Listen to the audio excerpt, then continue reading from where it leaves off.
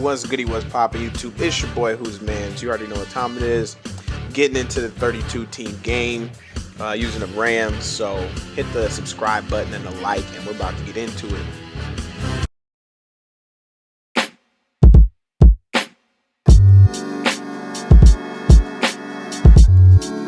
Alright, so the energy gonna be a little low because I don't know, my throat hurt a little bit, a little scratchy.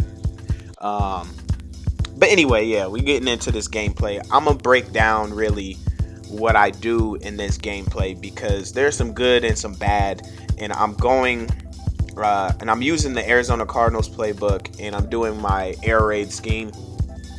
I'm kind of doing a vanilla right now because I'm trying to figure out exactly how I want to run it, and I've been testing out some plays and read progressions and stuff like that. So you'll see here when I break this down. Now here is speed out, and I will go over literally all of these plays in separate videos so you guys can understand. But doing the mesh, once again, mesh is a vital part of the air raid, so you got to use it often. I just don't use it as much in this gameplay because I was labbing some other plays. Defensively, I was running the 4-6. I'm kind of using the 4-6 mentality, but I've switched up to like a cover 2 style defense because of stuff like this, where I get the pick. And you're gonna see, I mean, it's not like, you know, I get some crazy defense all the time, but I feel like my defense is a little bit better. I can rely on it. Right here, I am, you know, I go through my reads. I just didn't follow that once, you know, enough. I should have seen the flow of the defense was going to the right of the field and make my read. Right there, once again, I should have seen that the defenders turned their backs and ran with the streaks and seams. So I should have immediately thrown it to the running back because he was open, but I don't. And there, smartly, I just throw the ball out of bounds. And for some reason, I haven't learned from what my opponent is doing, and I keep running certain plays that just don't really do the best against man. And here, just unfortunate. I had filled the gap the right way and just couldn't get the running back down. But so he ends up scoring here. So it's 7-7. And you know, I finally kind of get into a decent groove on this second possession there. Throw it to my throw it to my running back a little late. I did notice that the corner routes were doing really well, but you know, he gave me a front that was suitable for the run, so I just hand the ball off there, and we're gonna hurry it up. And key thing here is I see that he adjusts, and I have nobody over my tight end. So I'm going to go to shallow cross because he's going to have to choose to take the running back or the drag. And I see that linebacker backed up. One big thing that I didn't realize he was doing was putting all of his people, except for like 2 people, in zones. So I should have ran the ball a little bit more to keep him honest, which is why that play was so successful. And once again, defensively, you know, I come out in this cover 2 front, and you see it. I mean, it's doing a pretty good job. Usually the times I make my mistakes are, you know, on later downs, but for the most part, I'm doing pretty good with play calling as we get our second interception there. So here, I shouldn't have even tried the bubble since he was pressing, and he was, you know, either not pressing or pressing, but I'm being hard-headed on this second one, and I try to run the ball. I should have just not hurried up, called a different play, and gone on, but I don't. Here I make my read. I see that the streak was taken. I have an advantage on the out, which is my second read. And yeah, and right there, had I actually kept with my reads, I would have seen the running back open on the wheel route, but you know, it is what it is. I picked up the first down. Right there, good play on him. There was grass to the slant side, which I thought I could get the slant, pick up a few yards, but he had a cover 3 and his safety was playing back, and he just sprints forward because I seen the middle linebacker back up, so I was like, oh, I have space. But once again, another mesh type play, but it's actually a shallow cross as well, and I get Cooper Kupp over the middle, make a man miss, get past the 50, and good play there. You know, I go for my first and second reads. Once again, I had a feeling he was playing cover 3. I got greedy and tried to rat catch. I should have just did a what is that? A conservative catch, and I would have probably got the ball in right there. And right there, once again, throw the ball away. I get greedy, throw an interception. But once again, you're gonna see here, I play good defense, and Jalen Ramsey gets a pick.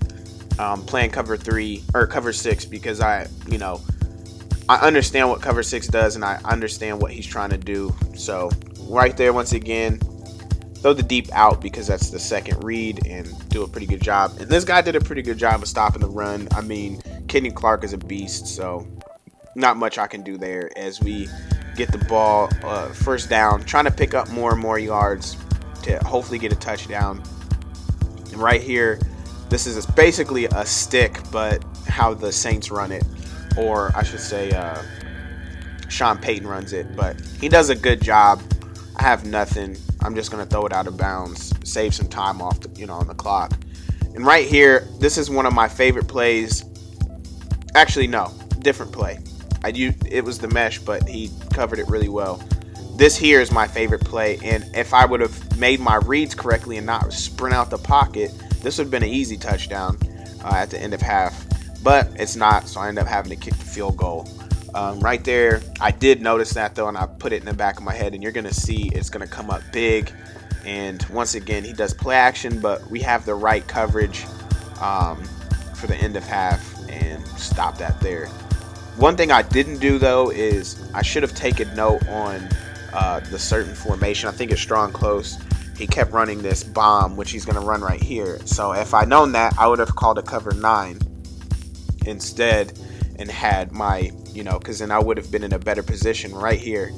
He runs that bomb, and the only thing that I kind of disagree with this one is that deep half should have kind of cut him off. Because if he thrown that in the NFL, that's getting picked off or swatted, one of the two. But he's not, and if he does complete it, that's just a good play. And right there, you see, nice spin move, and then we come across and hit the little back juke and run out of energy right there as he dives. But we get the touchdown. You're going to see here, I come back to that play because I noticed he kept playing cover 2 man, and he using his safety to cut off the deep end, which left that back half wide open. So, I put that in the back of my head, and that's why you got to pay attention. And there, I got caught in a weird place. I didn't know if he was going to sprint up, but generally, you should just take the wide receiver. I'm not too afraid of Aaron Rodgers, taking it to the house running. There, I'm sending a blitz. I'm going to start sending more blitzes because I don't want him to get enough time in the pocket to throw those deep balls. So, you're going to see me sending some more cover 2 blitzes, and right there, the Rams D-line is crazy, so he's not going to have too much time, but a nice call right there, stretch alert, and throws a nice pass right there. But we're going to have to get a stop as Von Miller gets a nice stop right there. Once again, we're playing cover 2. He sends him out. I knew he was going to run the ball. You see me bring that up. I just didn't run commit because I was like, what if he... And he doesn't. So he's up 28-23, and I do verticals, and I'm still trying to, I don't know, I was just being hard-headed this game and didn't know, throw my corner out because I knew he couldn't guard that for some reason when I would come out in that formation. But I just kept trying to run.